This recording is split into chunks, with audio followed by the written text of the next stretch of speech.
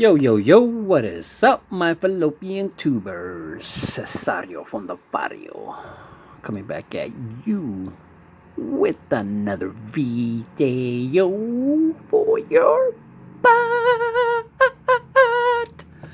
Alright, and it's a slow Sunday, so we're gonna make a slow video. Alright, so I'm gonna open up what is this, a hanger box of Heritage while I talk about why I collect sets. Why am I a set collector? Why am I a set builder? Whatever you want to call it. Basically, in my days, that's all there was to do, but almost, or the only option I had. I do get jealous when I remember a lot of times in the past, people have had contests and they always ask, like, what got you into collecting? And a lot of people usually have a pretty good story or a exact time moment that boom, they started collecting. My uncle gave me this, or my dad bought me cards, whatever. Like, I don't have one. To me, cards have just always been in my life. I don't remember my first card I got, my first pack, or anything like that. But they've always been there. It wasn't until 1986 when my cousin showed me, and these almost look like the 1986 cards too, where my cousin told me about the numbers in the back, and that they actually mean something. You put them in order, so 1986 was the first set I tried to complete, but interestingly enough, I never completed it, back then. Then in 1989, I completed my first set, so, it's crazy how when I was a kid, just the way how I got cards, man. I remember my friend, he was a big CJ Cron fan, he still is a super collector of CJ Cron. He goes to the games over there by the Bees, the Utah Bees, whatever the Salt Lake Bees. But anyways, yeah. The last card I needed to complete, the 89 Topps, was the Steve Jeltz card 707, man. And at this time in 89, I was probably getting cards at a slower pace than I used to, or a different rate. Like, let's say when I was a kid and my dad lived with us, or I would visit my dad and he would get drunk, depending on what age I was back then, he would give me $5-10, every once in a great while. You got away with the 20, and so it seemed like I would buy more or bigger amounts of baseball cards when I was a kid than by the time I was a teenager. Basically, by the time junior high and high school, the way I was getting my cards was using my lunch money. I basically didn't eat lunch, man, like all junior high and high school, because I was using the quarter that I got every day, because that's how much my lunch was, my reduced lunch. I had to pay a quarter every day for lunch, so I got a quarter, from my lunch every day, and I would use it to buy baseball cards, so I could buy a pack basically every other day, because they were like 45 cents back then, then 50 cents.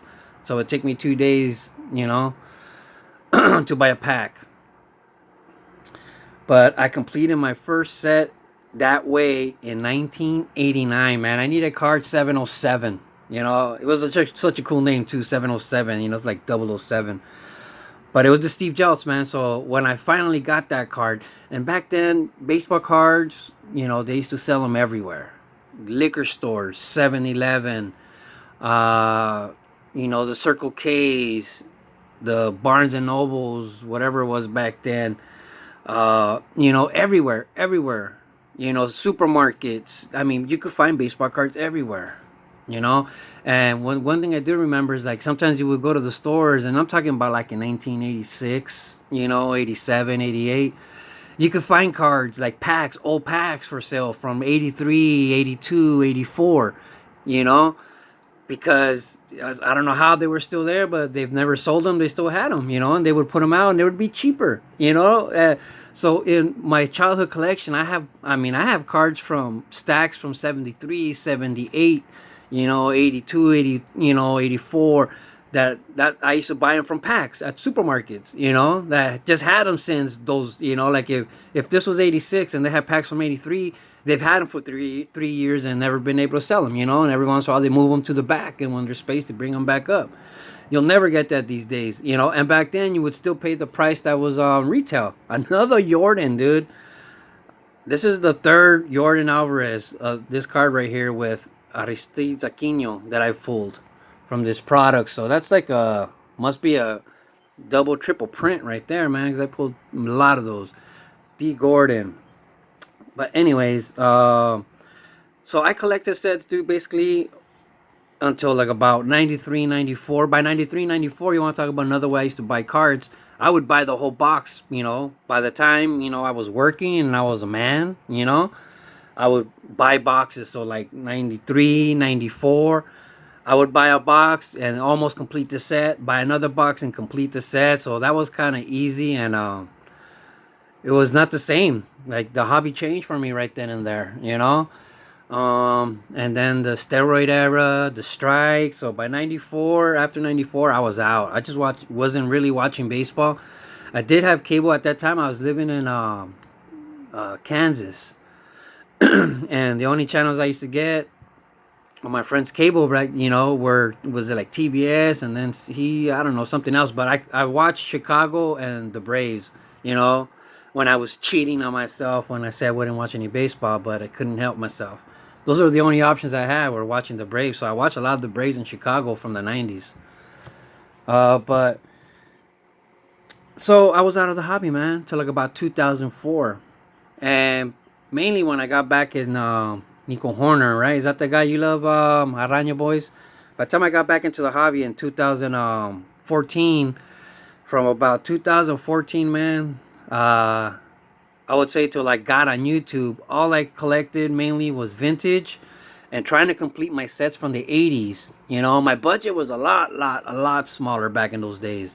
So it was a very, very slow process. I would get my vintage cards, I would get them on layaway. And eventually, I was completing my sets from the 80s, and when I found this Frankensons, I started buying a lot of starter sets from the 80s, as far as Donruss and Fleer, and every once in a great while, if I got a great deal like the 84 Donruss, I just bought it complete. There's a lot of those sets that just aren't worth putting them together from pack anymore. But ended up completing all my 80s, and then by the time I got to YouTube, my style changed again. Back then, most of my sets were in boxes, and very few, only the ones that I was buying, only the starter sets that I bought in binders, as I completed them, I left them in the binders. But I still hadn't transferred all my boxes into binders. It wasn't my thing yet, and then Nate, on one of his videos, this was like 3 years ago, man, he said, why do we collect sets? Like, why do we keep them? Like, we never look at them again. He has the background. He has these shelves, man, with just tons of sets, completed sets. He's like, we don't ever go through them again. He's like, you don't go through a 86 set and go through it one by one and look at every card, And my response to that was like, because at least to me, this is to me. I'm not saying that's why everybody else, everybody has their own reasons. To me, the reason I complete sets and I keep going is because to me it's an accomplishment. I told them it's an accomplishment, and the set itself is like a trophy of that accomplishment, So that's when I got the ideas, like, I'm gonna put all my sets in binders, So I started putting all my sets in binders, man. And I remember I talked to my group in Facebook, and that I was gonna do that, and dude, they sent me like, man, 20 binders, if not more, and just tons of pages, dude. And so, I had them, and I was taking my time slow, and a lot of the cards, what I was doing back then is I would put the wrapper, the actual wrapper, of the product on the spine, you know, on the side of the album. And then because whenever I didn't have, you know, when I started getting some of the older, like the 69 set and the 58 set, I couldn't buy the pack that came with it, you know. So I started putting cards of the actual years and stuff on the binders. And then I started doing a video response for Eastern CT sports cards. Was Show Your Man Cave. And then when I showed my sets, they all looked like crap because some of them were wrapper and then some of them were baseball card. So I canceled the video. I didn't upload it, and then I waited till I put, you know, you guys have seen my stuff. I waited till I got cards of every year doubles to put on the binders on the spine, and then I made the video response. So that's how me putting the, you know, it was a combination of Nate and Eastern CT sports cards that made me like, okay, I'm gonna put all my sets in binders, man. These are my trophies, you know what I mean? And I display my trophies proud, you know. And so, you know, once I complete all these sets, at least from 74 present, that's my main goal, 74 present. You know, when I first started doing this, my first goal was to complete the 80s tops.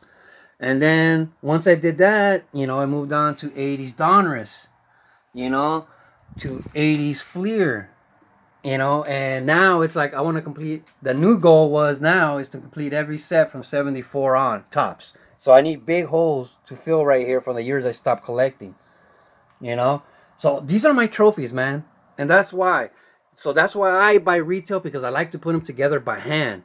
You know, they're buying the whole set. That's not a trophy to me. You know, it's like I was an all-star. You know, but I didn't win the World Series in that set. So once I complete the 74, then I'll probably start from the 70s. You know, and complete the 70, 71, 72, and 73. That'll probably be the next goal. And at the same time, what I want to do is, like I told you, this guy just gave me like 50 binders, like tons of binders, 20, you know, probably. But a lot of them were different, you know? A lot of them were different. So what I want to do is probably, like, say all the 70s, put them all in matching binders, you know? And then like these, I have a lot of these. I was buying these for $5 full of pages, you know? And then some guy came and bought the whole pallet worth at one time. So if I have enough, I want to make that 1 decade. You know, get the black and make that a decade. You know, so that'll be my next goal. So this is a never-ending goal, guys. So when you collect sets, it's never ending. It just never ends. All right. And yeah, this is probably a long video, talking a bit too much, but that's why I collect sets. And that's my goal. So thanks to everybody, man. Like, look, it goes far beyond that. These are my doubles. You know, so these are all doubles. So anybody that wants to trade, you know, there it is. These are my doubles right here. This is what I go to. You give me a list of 86, I'm going into this box. You know, you gave me a list of 90, 91. These are the boxes I'm going to look for my doubles. You know, so that's how I do my set collecting. Alright? So love the hobby, people. And just keep collecting baseball cards forever, I say. Ciao! And oh my god, my football binders are a mess. And a big shout out to this Hobby Life. You know, all these little boxes, I didn't know what to do with them. I have them displayed like this, but I'm not sure if I wanted to keep them that way. And he showed a thing of binders like this. Just, you know, these are big binders that I just never knew what to do with them, because they don't even have you know, a place to put the cards on, you know. And he said, and he put these box sets in there. So thanks for the idea, man. Love it. So thanks, guys, man. I know this is a long video. I didn't realize how long it was, and all I did was talk. But thanks for listening, man. And that's just why I collect sets. You know, I'd be interested in some of you guys telling me why you collect. All right. So I'll put a video to the Eastern CT, my old video. Check it out, man. Check out some vintage Pepino. Before I even used to say so shiny. And I'll put a link below to the video showing putting these box sets in those big binders. All right. So once again, man, just love the hobby, people. Keep collecting baseball cards forever, I say. Ciao.